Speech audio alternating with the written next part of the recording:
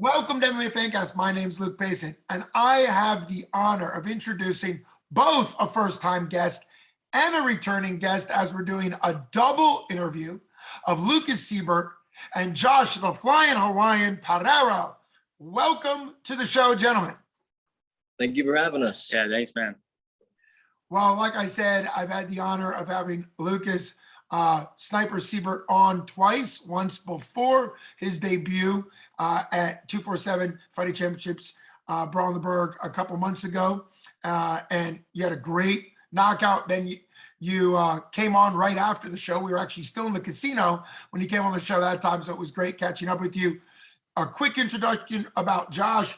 Some people are going to really know your name. You're 7-1-1 as an amateur. You're ranked number 2 in the Midwest by Tapology, number 3 Midwest Tapology, number 2 Southeast. Basically, you're a very, very high-ranked amateur fighter. Both you guys train out of Immortal Martial Arts and Renzo Gracie.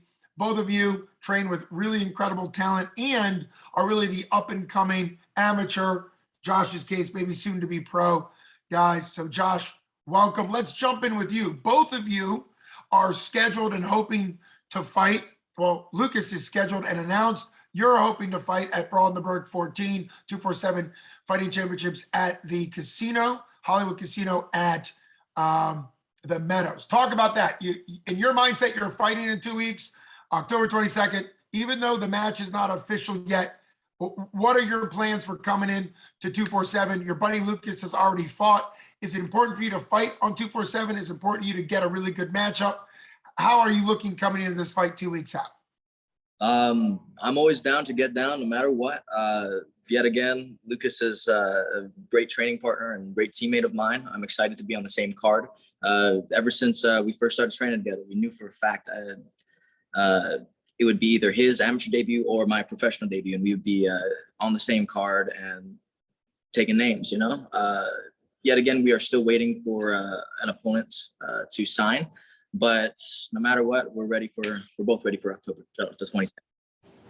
Yeah, and it can be, we could probably do an entire interview on, it happens at the pro level, but it happens even more at the amateur level, how challenging it can be to have an official fight or even have amateurs fall out. I've been at a 247 event where an amateur fighter, sadly, and unfortunate for his opponent, walked out after full weigh-ins, full doctor, just everything was set up, everything was ready to go, and he walked out. And just showing how at the amateur level, there's nothing really to make somebody fight. I think that actually for fans that go and watch amateurs, keep in mind that there's really nothing holding them there. So for Lucas, who is 1-0 with a great knockout in his debut, and obviously for yourself, Josh, having had 8 amateur fights, nothing really makes you fight other than your word and your desire to fight. Now, you mentioned the word pro. Clearly, you're getting closer to that.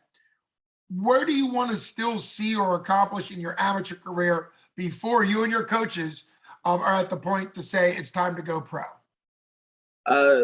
We already actually sat down with both all of my coaches, Mark Coleman, Matt Brown, Shane Nietzsche, Jimmy Lobo, Cameron Knight, and we kind of said that we're ready to take that next step for professional.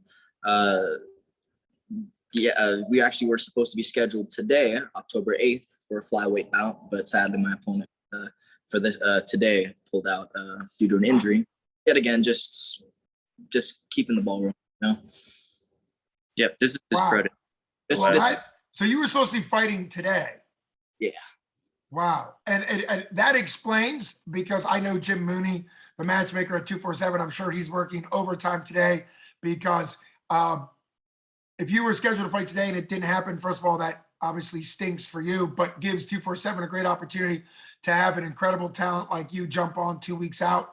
Usually there's at least one fight that was made fight week because of things falling through and stuff like this. So I think that'll be great. You mentioned that you're 125 pounds flyweight. I've always said it way back to DJ Demetrius Johnson being in the UFC. I think all weight classes should be respected. That hasn't always been the case.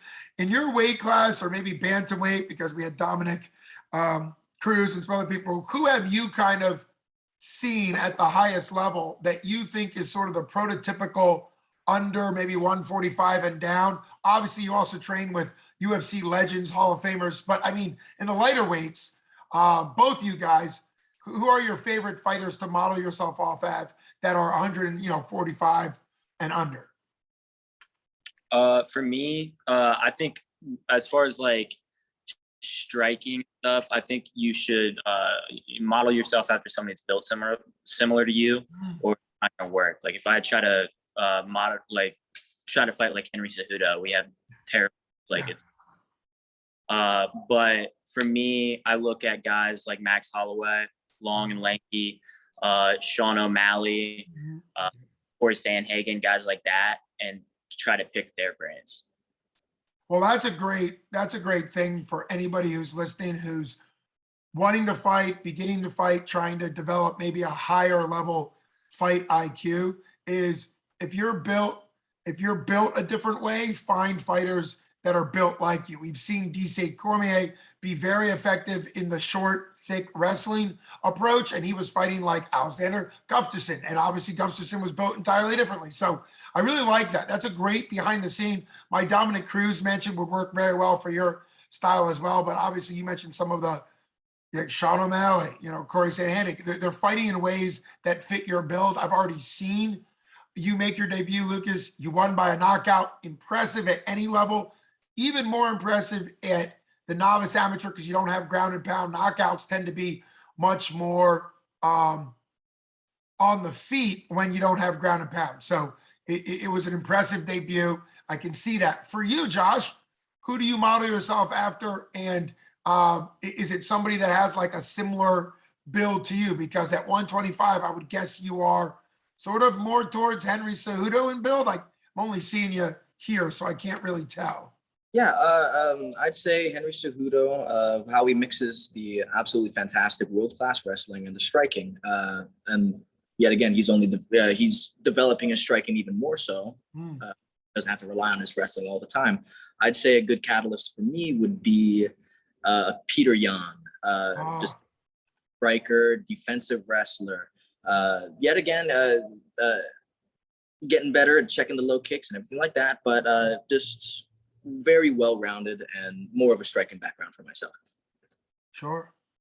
Well, a question I'll ask you, Josh, Flying Hawaiian, great nickname. We could probably talk about that. But I want to ask, prior to your first MMA fight, you've had 8 amateur levels. You're right on the cusp of going pro. You're super high ranked in Topology. I should have pointed out that 5 of your 7 wins have come by finish, stoppage in some way. And your actual loss, 7-1-1, your actual loss was your debut. So I want to take you back to 10 minutes after your debut fight, just because that's the way I am. But it really does bring up the mindset, right? Not everybody can have the amateur debut where things go super right. You're now on a 7-fight win streak. So things look great now and you're developed and you've got 5 finishes. But after your very first fight, how did you regroup? How did you keep going? Because it can be very emotional that early on in a career. Absolutely. It lit a fire inside of me that I haven't experienced before. Almost, I want to get it back. So immediately after that fight, I went back to the gym Monday and just trained like a madman. I didn't care who it was, how big they were. I just wanted to get different looks and get different experience. And I was really introduced to wrestling through Lucas. I come from a striking background, capoeira, judo, some boxing and just a little bit of judo experience. So I didn't really know anything about the ground game just yet. And because of this gentleman here and everybody at Mortal Martial Arts, they helped me out with my grappling and my striking opened up a lot more. And that usually with what happens with me, I get my striking off, they go for a takedown and I submit. That's usually how it. But it just made me ready for anything at this point, and I'm ready to take that next step, and we'll see where this journey goes. It sounds very reasonable. You've also, giving credit to Lucas and to your teammates. I think what's beautiful about MMA is even if we mentioned DC coming from the Olympic wrestling background, Henry Cejudo, gold champ. I mean, obviously we should stay there. We saw what happened when he fought a better MMA fighter the first time in DJ. And I think what's great about MMA is even the absolute best in their judo, wrestling, striking, boxing, Muay Thai, BJJ, the best of the best have to learn the other aspects of MMA. And so to that point, Lucas, you're obviously known as a wrestler. You wrestled at WU. We've sort of chronicalized you being a walk-on at WU. WU is obviously known as a very tough wrestling D1 program. So that shows a lot about your determination. But your first win was by a knockout. So let's kind of review. What's it like to have such a dominant strength and then be learning the other aspects so much that you start winning by the other strength? And that was all done in your debut. It's an interesting concept. I think if you look at guys like Bo Nickel and stuff like that, in their, low, like contender series fight, the last one, people are so worried about his wrestling and striking looks better than it is. Oh yeah. And I think with the Pennsylvania novice rule set, I actually think it helps develop fighters, because I can't go in there, get a takedown, and just ground and pound to a finish as much as Mark Coleman wants me to. He doesn't. It's always hard for me to tell him the rule set, so I just kind of ignore it and just go. But yeah, you can't just go in, get a takedown, and ground and pound to a finish. You have to be kind of strategic. For my knockout, I had a couple takedowns. Dude was worried about me kind of shooting in. I took him down, let him up, guided his head, blasted right hand, and it ended up finishing him. But I think to a certain extent, people are worried about my wrestling, which makes my striking look better than it is. Mm-hmm. I think my striking was really green in my first fight. I think it's gotten a lot better lately, but yeah. Well, that right there, first off, I appreciate you addressing and actually being complimentary about Pennsylvania. Every state has their own commissioning body. We've heard that the UFC level. We've seen when John Jones picogram moved them from Vegas in Nevada out to California, because and that was at the highest level. That was all pro. But something Lucas brought up, which I think is good, is from a fighter's perspective, it's good to know that while there are some drawbacks with the 3 levels of fight rules in Pennsylvania, I think it's always good to hear from a fighter saying, it's good that there are some protections. The novice amateur rules last 3 fights if you have a 2-1 record. And so I think in many ways, to your point, once you're at the advanced amateur, you can follow the legend Mark Hammer Coleman's advice to get a takedown and blast away with ground and pound. But I'm just really happy that you pointed out there are some advantages. Virginia is a Commonwealth where there are no protections for amateurs. It's literally pro rules that amateurs, elbows, knees, kicks, everything. And I think in many ways, that can be very detrimental to somebody who's trying to develop their skill set in a pro environment. So I think there's give and takes on everything, but it was great to hear that there are some advantages for being in Pennsylvania, where there are 3 levels, novice, amateur, advanced amateur, which allows ground and pound with closed fists to the strike to the head only, not elbows, and still no knees or kicks on the feet. But without shin pads, it looks like much more of a pro style offense. And I've seen, Josh, that you've won. You say your standard is you're so good on the feet, they end up striking. You kind of counter that, take it to the ground, and get a submission. You did have a ground and pound finish just a couple fights ago. Walk us through that as opposed to getting a finish. Why did it end up as a ground and pound versus your patented outstrike them on the feet, they shoot, you counter, and submission? Well, what's funny about that ground and pound win was that was the camp before that fight. That was when I was really starting to work with Mark Coleman. We knew, I believe it was James Jeffries. I knew he was going to come out with his chin high, striking. So I just pulled right hand. He went down. Was able to turn him over, and this still ref pulled me off. I feel like the ref kind of let it go on a little bit too long, but you know, it's all part of the process and all part of learning. You know, you can't put away a guy with just one punch. You gotta do your job until it's over. And so for both of you looking forward 2 weeks exactly to the day that we're recording this, October 22nd, Brawl in the Burgh 14, their second event at the casino, at Hollywood Casino at the Meadows in Canonsburg. It's going to be incredible. For you guys, you mentioned it a little bit ago. What's it like being training partners? Josh, you gave a lot of credit to Lucas as far as the ground game, helping each other, training together, really being like brothers in that sense, and now getting to fight.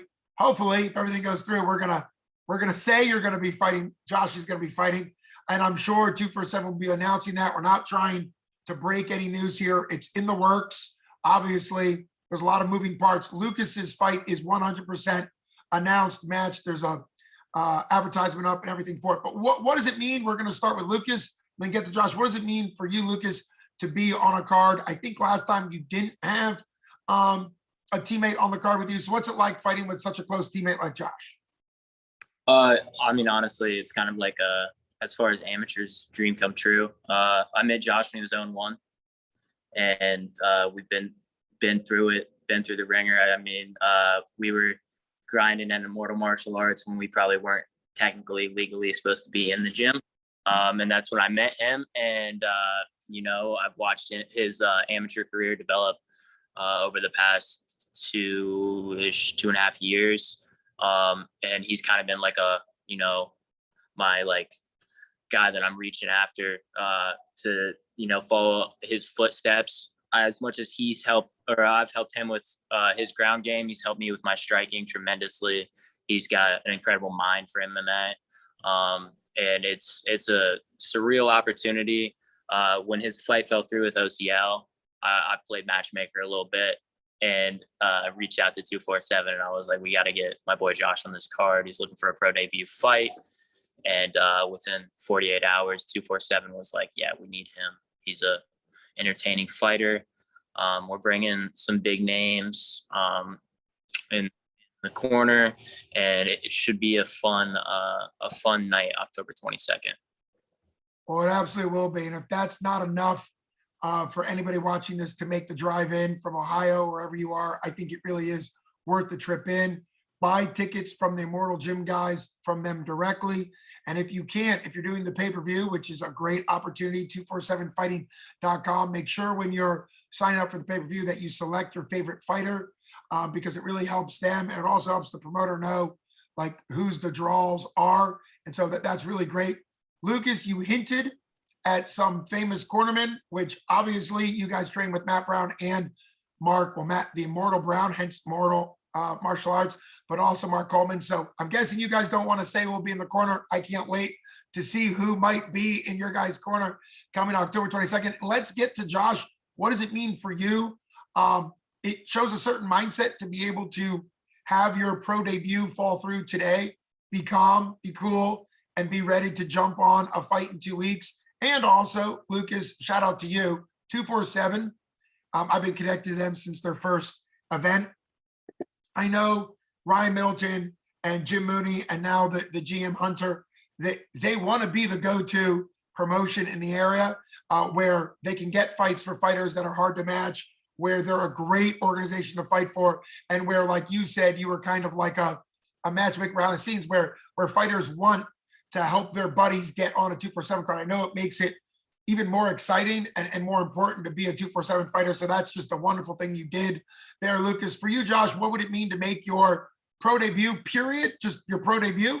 And then what would it mean to make your pro debut at 247, 2 weeks, you know, the whole flip around with Lucas?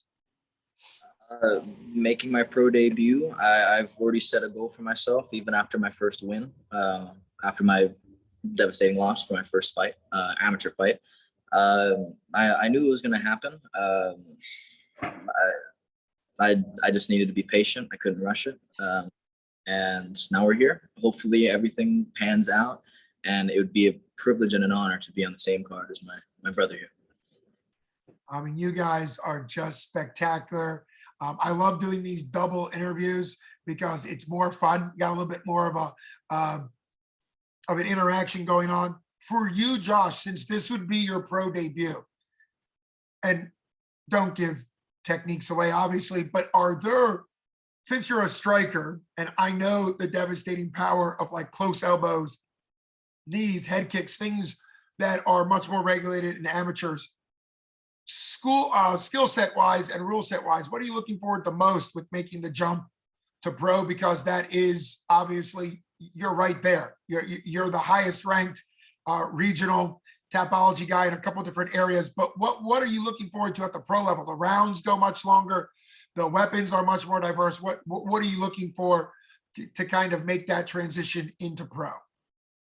I'm very excited about the 3 to 5s. You get to work techniques. You get to be more technical. You can pick up the pace, slow it down. You can. There's just so many new opportunities, so many new weapons that I can use now. Yet again, one of our coaches, Matt Brown. Even he was drilling elbows with me even before I I got into talks about going into pro. So we've been working on that for quite some time. We've been working on some other techniques. Won't give away too much, but sure. Yeah, absolutely.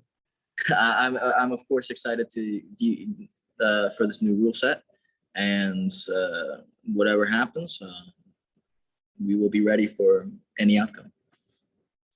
Well, it's been an absolute honor. Thanks for coming live from your gym. I think that really shows that the value. We're in middle afternoon on a Saturday, and you guys are training hard. 2 weeks out from 247 Fighting Championship Brawl in the Burgh 14. Going to be a huge event. Last time they ran out of seats. Really important that you get tickets from your favorite fighters or from their gyms. Do not expect necessarily, obviously, we would love to have walk-in traffic and people buying general admission or whatever tickets are left. But this is a huge event, just massive top to bottom. It's going to draw a lot of people. That event venue is a spectacular event venue. It really gives a different vibe, really high level experience. Brawl of the Burgh 14 is going to be incredible. October 22nd. For you guys, it's exciting to have 2 amateurs, one ready to make their pro debut.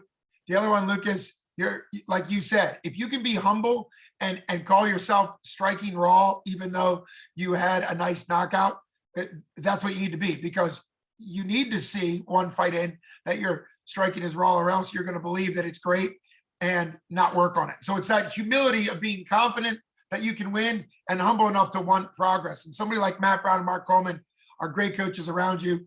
They were at the top of the game for a long time, Hall of Famers, and still we're always looking to push and develop. So you're taught by the best. You are likely 2 of the best up and coming amateurs.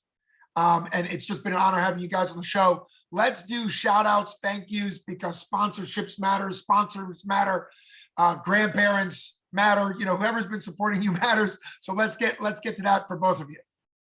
For me, big shout out. I moved to Pittsburgh recently, so Stout Pittsburgh, Will and Mike been my main coaches lately. My training partners, I got Mason DeLeese, Miguel, my best friend Cam Jenkins from when I was a kid, and then the Flying Hawaiian right here, Hammer House and Immortal Army, taking over the game. And for me, I'd say mom, dad, Kelsey, Nico, Pua, Carter, Uncle Grant, Uncle Danny, Grandma Irene, Grandma Aurora, everybody at Immortal, my sponsors, Aloha Beef Chips, Imash, Immortal Coffee, Rude Dog. Yeah, just thank you. Yeah, thanks, man. It really always shows that even though a fighter gets into a cage by themselves, they really have a team, not only behind them in their corner, physically right there, but also that whole training process. As you guys point out, the importance of having a crew around you.